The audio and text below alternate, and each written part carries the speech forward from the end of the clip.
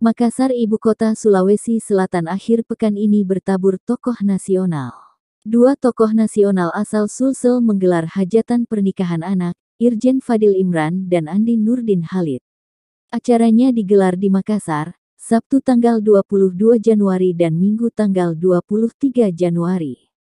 Anak keempat politisi Partai Golkar Nurdin Halid, Andi Muhammad Nur Al-Bisri Nurdin Halid akan melepas masa lajangnya. Adik kandung dari Wakil Ketua DPRD Makassar Andi Nurhaldin NH dan istri Bupati Sinjai Andi Nurhilda Daramata Seto segera menikahi perempuan yang dicintainya, Andi Nur Anissa Meilani, istrinya ponakan Bupati Bon Andi Fahsar Pajalangi. Sementara Kapolda Metro Jaya Irjen Fadil Imran akan menikahkan putrinya dengan Ibtu Arik Arsyam, putra mantan Kapolda Sulsel Irjen Merdisyam. Putri Irjen Fadil, Farah Putri Nahlia, saat ini menjabat anggota DPR dari fraksi PAN.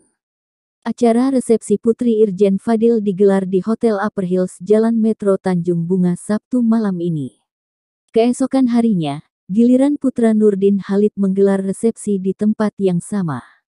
Jadi bagi Anda warga Makassar, silakan mencari lokasi alternatif jika ingin melintas di Jalan Metro Tanjung Bunga Makassar saat bertepatan acara.